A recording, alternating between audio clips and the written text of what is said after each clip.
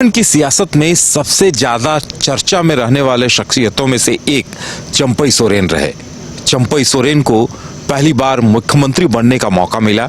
JMM ने अपने परिवार से इतर गुरुजी और हेमंत सोरेन के बाद किसी अगर तीसरे शख्स को चुना, किसी पर अगर भरोसा जताया तो चंपई सोरेन रहे। चंपई सोरेन चर्चा में रहे और इसके साथ साथ उनका कार्यकाल भी चर्चा में रहा। हमारे साथ रंजन जी भी हैं। रंजन जी, चंपई सोरेन उनका कहा जा सकता है कि उनका कार्यकाल थोड़ा ही रहा लेकिन काफी चर्चित रहा। जी हाँ, लगभग 5 महीने 150 दिन से कुछ ज्यादा उनका कार्यकाल रहा। लेकिन एक जो खास बात है, उन्होंने कहा कि वो हेमंत पार्ट 2 की सरकार चलाएंगे, लेकिन उनके काम करने का एक अपना तरीका रहा और फिर उस तरह से उन्होंने काम को आगे बढ़ाया। लेकिन जितना मुख्यमंत्री बनकर वो चर्चित रहे, उससे ज्यादा वो झारखंड की सियासत में तब चर्चा में आ गए जब उन्होंने जेएमएम को अलविदा कह दिया और बीजेपी में शामिल हो गए। और इस वजह से वो जो हैं कुछ चर्चित चेहरे जो झारखंड के रहे, उनमें चंपई सोरेन का शुमार होता है। और चंपई सोरेन ने एक बात ये भी दिखाई कि जो उनकी पकड़ है अपने क्षेत्र में और जो आदिवासी वोटरों पर, वो अभी भी बनी हुई है। और यही वजह है कि उन्होंने एक बड़ी जीत जो है वो सरायकेला में हासिल की। और अब देखिए, उनका कद भी जो है राजनीति के लिहाज से देखिए कि वो ऊंचा होता चला जा रहा है हर गुजरते दिन के साथ। अगर आप देखें तो उन्हें जो है वो संथाल में भी अब भेजा जाता है बीजेपी की तरफ से। वहां वो कई कार्यक्रम करते हैं, खास करके घुसपैठ के मुद्दे को और जोर देने के लिए और उसको फोकस करने के लिए बीजेपी जो है वो चंपई सोरेन का इस्तेमाल कर रही है और चंपई सोरेन जो है वहां आगे बढ़कर उसे लीड करते हुए दिख रहे हैं। वाकई में झारखंड में चंपई सोरेन का कार्यकाल भी चर्चा में तो खूब रहा, क्योंकि उन्होंने नियुक्ति पत्र बांटे और सबसे बड़ी बात, उन्होंने मुख्यमंत्री होते हुए खुद को सहज, सरल और सुलभ बना लिया था। आम लोगों की समस्याएं भी सुन रहे थे और बाद में जो उनकी नाराजगी सामने आई थी, उसकी सबसे बड़ी वजह यह थी कि नियुक्ति पत्र तैयार थे, उनका नाम सब कुछ छप चुका था और इसके बावजूद उन्हें रोक दिया गया। दुमका में एक कार्यक्रम में वो जाने वाले थे और वहां जाने से उन्हें रोका गया और ये बातें उन्हें चुभ गई और इसी का नतीजा हुआ कि उन्होंने जेएमएम को अलविदा कह दिया, अपनी अलग राह पकड़ ली।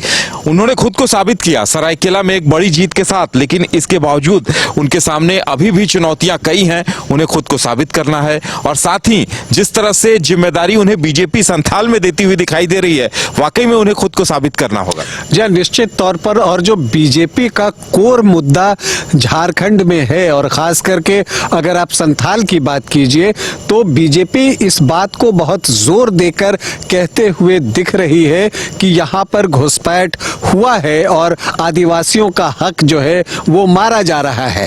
तो उसका नेतृत्व करने का अवसर अगर आप देखें तो बीजेपी की तरफ से चंपई सोरेन को ही दी गई है और उन्होंने ही ये बीड़ा उठाया है। तो एक बड़ी जिम्मेदारी है और ये बातें चंपई सोरेन अलग अलग प्लेटफॉर्म पर कह भी रहे हैं कि उनके लिए जो है ये एक बड़ा लक्ष्य है और वो आदिवासियों के हित में जो है उनकी कोशिश होगी कि ये जो घुसपैठ हो रहा है, जो कथित तौर पर बीजेपी कहती है कि इस घुसपैठ को वो रोकेंगे ताकि आदिवासियों को उनका हक मिल सके।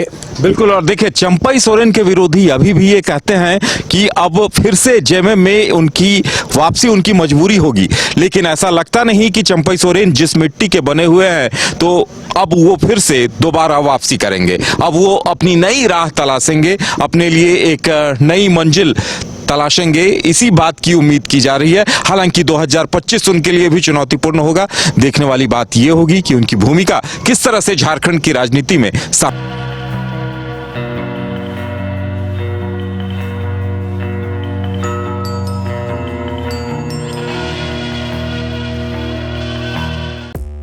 पांच राज्य, 61 शहर, 150 प्रोजेक्ट और एक वास्तु विहार। नई सोच, नया घर। बनाए रखिए अपना प्यार, सेवा में है वास्तु विहार।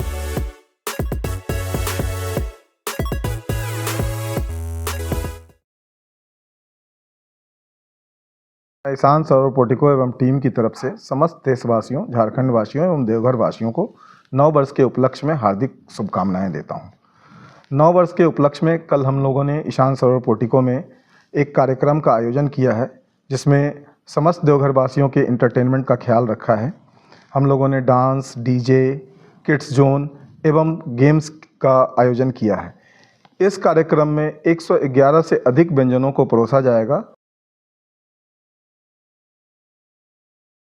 मैं सौरभ झा, डायरेक्टर टीसीएच एडुसर्व एवं सीडीपी गुरु, अपने संस्थान टीसीएच परिवार की ओर से समस्त देशवासियों एवं प्रदेशवासियों को नववर्ष की हार्दिक शुभकामनाएं देता हूं एवं सभी छात्र छात्राओं के उज्जवल भविष्य की कामना करता हूं कि 2025 वर्ष में आप कुछ ऐसा हासिल करें ताकि आपका बहुत ही ज़्यादा यादगार वो पल रहे और बहुत ही ज़्यादा यादगार वो वर्ष रहे।